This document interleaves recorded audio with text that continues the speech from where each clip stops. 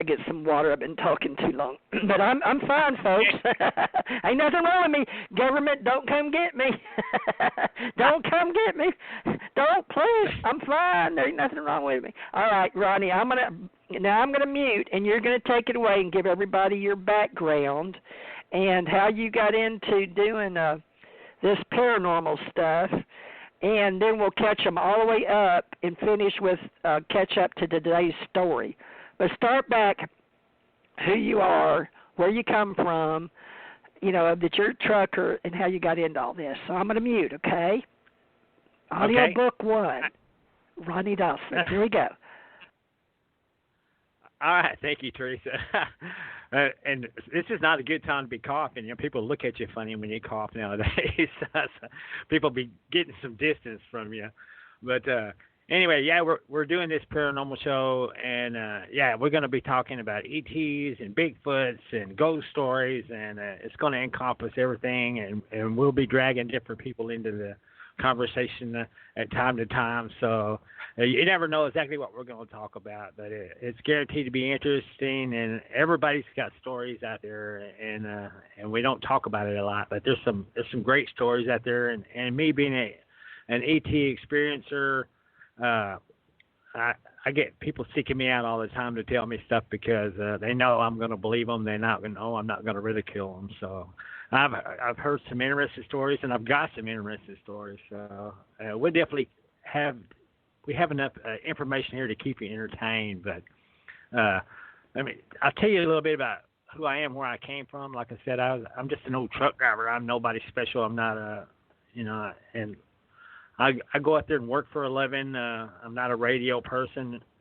and that's that's my downfall probably. But the reason I'm not famous right now is because I'm just an old truck driver.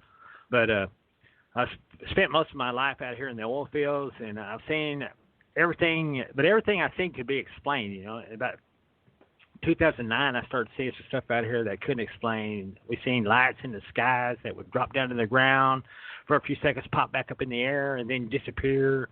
Sometimes they'd be joined by different lights, and then later on, I started seeing some UFO craft, and these UFO craft would just you'd see the lights, and then you could see a little bit of the outline of the craft, and then the whole thing would just blink out. And this is the kind of stuff that you just can't write it off, and you can't explain it away, and it really starts making you question, okay, there's something going on. Maybe it hadn't always been going on because, like I said, I've spent a lot of time out here in the middle of nowhere, Texas, out some of the most rural places you could ever imagine, and I didn't see anything up until about 2009, and I've been doing this since 1985. So I was kind of a UFO skeptic because if there was some of this stuff really going on, I should have seen it by now, and I hadn't. But about 2009, I started seeing stuff I just couldn't explain, just stuff that was fascinating and odd, and it was exciting to watch. It was exciting to watch until this stuff started getting it. When I started seeing the ships, then it got a little eerie. It got a little scary then because it was like, you don't know who these people are, where these things come from, or what they're going to do with you, and you're out there in the middle of nowhere. And a lot of times I'm in a crew transport, so I don't really have the means to escape except on foot, and it'd be easy to chase me down because I'm a pretty heavy set guy, and I run out of breath quickly, so I ain't much of a chase. But the thing was, it was exciting to see this stuff, and the first thing that really blew me away was I was headed south to Cisco, Texas, and I seen a row of lights come on in the sky. And these were not lights that shine out of a light. It was like a illumination inside of a porthole opening of some craft that is huge in size, and that it's at night, so you can't see what the craft looks like. But you can see that it's got some big old circular openings that are got to be 20 feet in size, and there's illumination of white light shining out of each one of them. And I seen 3 of them broke off, and they traveled quickly over to a field to my left as I was headed south out of Cisco, Texas, and this blue beam shot down to the ground. And then I looked down on the ground, and there's something, it looks like a bobblehead doll out there, and it's got this yellow-green light glowing around it. And then I'm looking at this blue light, and I'm trying to figure out what this is. And like I said, 3 lights are out to the field, out in the field, and the other 6 lights are still above my head. So this thing is like part of the craft broke off in the travel over here. And when I got closer and was taking all this in on my driver's side window, while I was looking out of my driver's side window, and I looked in the blue light, and there was a cow in the light about 30 feet up off the ground, and it was whipping its head from side to side. And this bobblehead doll was down on the ground, was surrounded in this yellow-green light. And at that point, I had seen everything I cared to see. I just really wanted to get the heck out of there. Because before that, I was thinking about stopping and trying to find an accident camera in the truck to take a picture. But after I seen all that, I decided my best move would be just to keep going. So, it really blew me away at that point. And I started filing these MUFON reports, but I didn't give them all the details by no means. And I had friends that said, "Man, do not. These guys are all tied in with the government. Don't tell them anything." They were mad that I even made a report, but I made enough of a report that I could keep track of the date, of when it happened, and where it happened. And I just wanted to see if anybody else had seen it. It's like somebody besides me surely had seen some of this stuff. And so I made very edited MUFON reports. And anyway, Teresa Turner was the head UFO investigator for MUFON. I've actually talked to her. She's actually come out to some of my sighting stuff, and we talked personally. But like I said, I don't trust these guys, man. I mean, she was trying to convince me it was like secret military craft or something like that, like the secret Space Force craft. And it was just, I was just sitting there going, my buddy told me, he said, just agree with whatever they say and don't give them any more information than you have to. And so I give them a very edited down report and said, yeah, I think some strange lights, don't know what it was.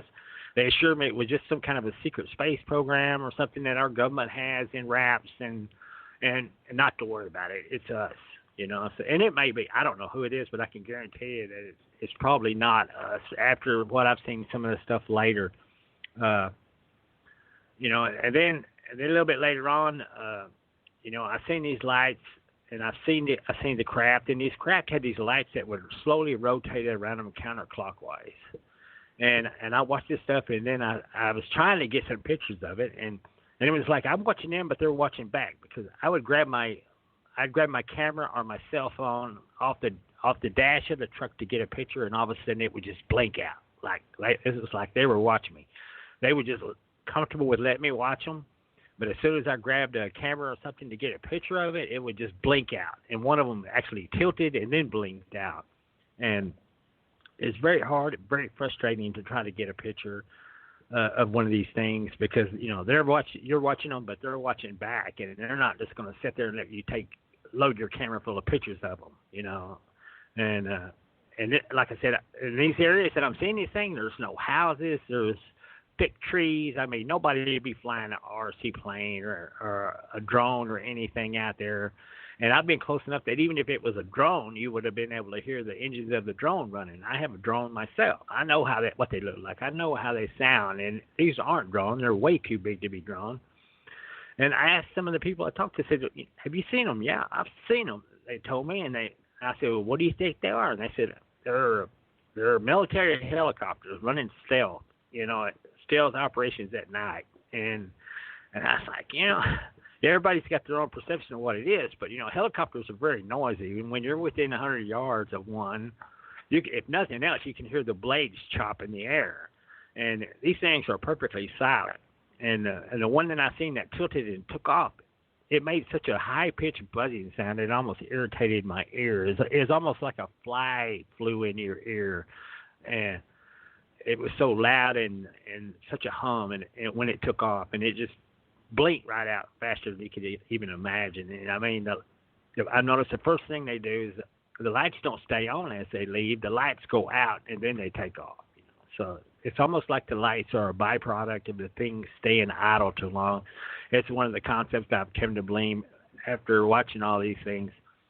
So anyway, I seen 2 crafts in like 7 days. I went up there to my old buddy's house, which is, his name was Alan Osterfield, and he lived here in Ranger. And I said, hey man, let's get some video of this thing. Let's get some footage of this thing, And he agreed to it. He had a great place out in the dark on top of a hill. It was a great place to UFO watch. So we were up there, and he had the camera, and I had a green 250 milliwatt laser, like a little more powerful than a classroom laser, but it shoots a green beam of light, probably 5 miles. And I wanted to just shine this thing at the UFO to see if it deviated the beam. And it is an out-of-the-box thinking scientific experiment that you could perform on a UFO. And I don't know if anybody's ever thought about it, but we thought about it. And I wanted to see if this thing was bending time and space, like Bob Lazar had suggested, that if it would make the light beam appear to bend. And so I wanted to fire this laser beam around this thing to see if it was actually bending the fabric of space around the craft. So we wasn't seeing anything, and then all of a sudden, my buddy Alan was the first one that seen it. He goes, look, he said, dude, is that what you're talking about? And I looked up, and a 4-light craft had appeared, and it had to be like 400 yards from us. And I said, that's it, Al. That's what I've been seeing. And I got my laser up, and I fired that laser. And I got to thinking to myself, I said, man, that laser, if they take this wrong, this could go very bad for both of us. So I shined this laser up at the craft. I shined this laser around the craft, and I was looking for beam deviation. Now, Alan's job was supposed to be grabbing the camera and filming this thing.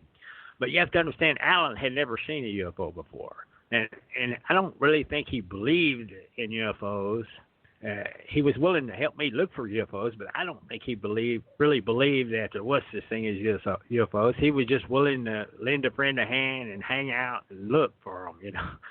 So I'm sitting there shining a laser all around this thing. Then I said, I'm going to shine it on it, Al. I'm going to see if it makes a reflection. So I shined it on the craft, and the craft, this laser, I mean, if you shine it on the side of a car, you're going to see a reflection off of it. Maybe not like a mirror where it would shoot it off in a different direction, but it was definitely going to light up around where the laser hits it. So I shined this laser on the craft, and this thing just completely absorbed the laser. I mean, the beam just stopped dead in the air. I mean, it didn't pursue any further than the craft. It just hit the craft and stopped dead in its track. And this thing just absorbed every bit of the light. You couldn't see any glowing around where the beam was hitting the craft at all. It just completely absorbed the thing. And I looked over to Alan, and I thought, man, I hope they don't fire something back at us. And I said, I hope you're catching this on camera. And I looked over at him, and he was standing there with his hands on his hips, and his mouth was wide open, and he was looking up at this thing, and he was going, my God, what do you think it is? And I said, Alan, man, the camera, you're supposed to be filming this. And he said, oh, my God, the camera. And he grabbed the camera, and he was trying to get it up and running. And this thing, I guarantee you, all the lights just blinked out, and it just disappeared. You couldn't hear it shooting off. You couldn't hear a sound or nothing. It just blinked out. It was probably 100. There's 4 lights within about 100-yard area.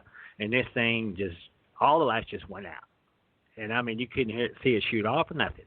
And I was going, wow, man, I can't believe you're watching this thing right beside a camera and never thought to grab the camera and point it and record anything. You know, he was just fascinated by it, you know, but it was really great to have somebody for the first time that actually saw something besides me, you know, because people just, you know, they'll listen to your story and they don't maybe discount you, but they don't really buy into what you're seeing unless they actually see it themselves. And I understand. I'm kind of like that myself. You know, if somebody told me something like that, you know, somebody could tell you there's a purple elephant out and you're eating the grass off your front lawn, and you could listen to the story, but you're not going to believe it until you walk out in your front yard and see that thing eating the grass. You know, and then it's a whole different experience at that point.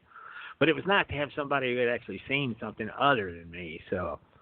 And so we had that little experience, and the next night I remember it's when things really got weird, is because I came home from work and in the afternoon, and I have a house cat, and my house cat, I noticed when I come into my house home from work that my house cat is usually there to greet me, and he's not there anywhere. I start looking around the house. He's not in the house. I look all through the house, and I look in one of the old bathrooms that I have, like, my home has like a bathroom I use a lot. Then it has an old bathroom that's seldomly ever used. It's more like a half bath, and there's a big, huge hole chewed in the floor, and my cat is missing. And this hole's big enough that a cat could get through. And I'm thinking, my goodness, how did